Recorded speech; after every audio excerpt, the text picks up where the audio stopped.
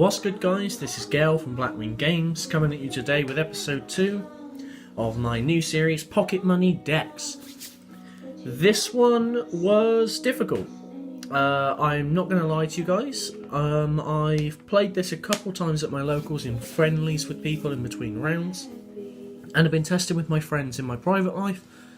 I think this is a very good build of the deck. I actually like playing this deck at its very full power, and if you guys would like, I will show you it in its sort of full bore, full roar, having invested money in it profile. But it is battling boxes today. Now this, when £1 over budget, so this is a £16 deck. But we have 3 copies of Goblinberg. This card comes in at 50p. And it just makes it enables link plays, it enables us to go into the deck's boss monster, and just other cards that really just enable us some plays, and they're 50p each. And then we've got 3 Battling Boxer Shadow, this card also coming in at 50p each. If you've got an Xyz monster on board, you can make it detach a material to special summon him, and then you can continue on link plays, or you can just punch with a 1/8 beat stick. He's not bad. He makes our lead joke 3k, so he's all cool. Just for the record, guys, I get all these prices depending on whichever card's cheapest and readily available on each site between Magic Madhouse, chaoscards.com, and if needs absolute must be, I will use TCG Player. Then I've got 3 Battling Boxer Switch Hitter. He's priced at 20p, as are pretty much all the other Battling Boxes in the deck. He revives 1 from the graveyard, so he's all good. Next we play 3 Battling Boxer Glassjaw. When he's sent to the graveyard, you can add back a Battling Boxer monster that's in your graveyard to your hand. So the way that it would go is summon this, get this back, and then you link for a link 2.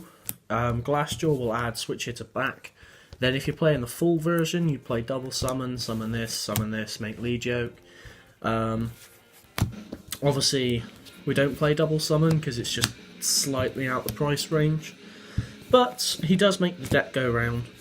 Next we play my least favourite Battling Boxer, Sparer. He means you can't conduct your battle phase after he's been summoned, so you can go battle phase, main phase 2, then summon him, but at that point there's just not a lot of point, but he does enable us easy link and Xyz plays, so he is a necessary evil. He's also priced at 20p, as is Glassjaw. Onto some of the 10p Battling Boxers. This is Veil. When you take battle damage, you can special summon him from your hand, so he's an 1800 booty. He's not bad. Then we play 2 Battling Boxer Headgeared. When he's normal summoned, he acts as a Foolish Burial for the deck, sending normally Glassjaw to the grave to enable some plays. He's perfectly fine. Then I play 3 Battling Boxer Counterpunch. This guy acts as a Kalut and sort of a hand trap. When your opponent battles a Battling Boxer, you can drop him from the hand to the grave, have that monster gain 1000 attack. Then onto the spells, we play 3 Battling Boxer Spirits. You can send the top card of your deck to the graveyard, special summon a Battling Boxer that's in your graveyard. You can only activate 1 per turn. I mean, it's a once per turn monster reborn, and let's be honest, the sending 1 card from the top of the deck to the grave doesn't matter, but in the rare occasion that you hit a Glassjaw, it's just win more. Then onto the the rest of the spells. I play 1 Dark Hole and 1 Lightning Vortex as board wipes, 1 Foolish Burial to enable combos, 1 Reinforcement of the army, Onto traps, I play 2 Jolt Counter. Basically, if your opponent activates a monster spell or trap card, monster spell or trap card during the battle phase, while you control a battalin boxer, you can negate it. So you can negate an Honest with this if you're trying to attack into something. You can negate Mirror Forces, anything like that in a rogue matchup. This is one of the cards I would cut in the full version of the deck. Then we play just a bunch of Go F Yourself cards. We play 3 copies of Torrential Tribute. Because we don't mind when we got Lead Yoke, who is our boss monster of the deck. I mean, your opponent summons, we're clear their side of the board, make Lead Yoke bigger, and he's still on board for us. So we really don't mind that. Then just following the theme of not letting your opponents summon big things, we play 2 Bottomless Trap Hole and 1 Sun Warning. The Torrentials are priced at £1 each. These Bottomlesses are 50 each, and the Warning, because it's from the brand new Counter Fairy Structure deck, is only £1, so hey ho, cheap cards are cheap cards. Next is the 1 Compulse. This is only a 10p card, and really I put it in here just to fill the space. Then I play 1 regular Mirror Force and 1 Storming Mirror Force. This is only £1 for the 2 of them, because this and this have both just come out of the God, I don't know what it's called, Legendary Dragons, I think it is, where you get the Cyber Dragon structure deck, Odd Eyes, and some other nonsense, Dark Magician. Anyway, that's it for the main deck. If you take this to a tournament, you're not going to come first place. Let's be honest, you're not. But you're probably going to have more fun in every game than the guy sat opposite you. And you're not going to do poorly either. Depending on what your matchup is, you can occasionally steal wins.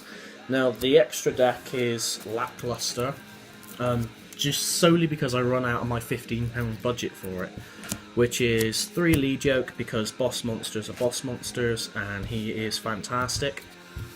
Every time he detaches a material, he gains 800 attack, so he can get to 3/8, which is quite a big body. Yeah, so that's Lead Yoke. Then we play 1 of this. You never make it. You just always make Lead Yoke. 1 Comics Hero King Arthur. Just because you can detach 500 to make him 2/9 quickly, and you can summon him. Plus, the Lead Yokes are £1 for the playset. This is like 10p. Comics Hero King Arthur was one of those sort of 50p cards that I happened to pick up, and Magic Madhouse have listed for £1, so why not? Gotchi, because it's 50p and can enable some OTKs. 1 Dark Rebellion Exige Dragon, and this does come in common, which is only like 50p card.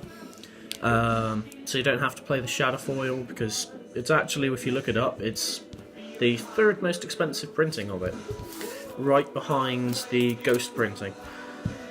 Then we have 1 Gaga Cowboy, and the last card in here is 1 Underclock Taker. The only reason why I am not playing 2 copies of the 10p Link monster, it's basically Mrs. Radiant for fires, for the fire attribute, is because I just don't own them. I will probably pick them up this week at my locals, but that does enable the deck, because it gives 500 attack to all fire type monsters. You know, so you can summon Glassjaw and he's 2/5. It makes your combos with him, because he's now 2/3. Plus, it also means that we can get our Lead Yoke up to quite high attack and be able to punch over most things. Anyway, that's all I got for you today, guys. This has been my Pocket Money Decks episode 2. If you guys are enjoying the series, please leave a like and a comment down below. And if you're not, please also comment just to let me know, and I'll stop doing them. Anyway, thank you very much, guys. Until next time, this is Gale from Blackwing Games. Peace out.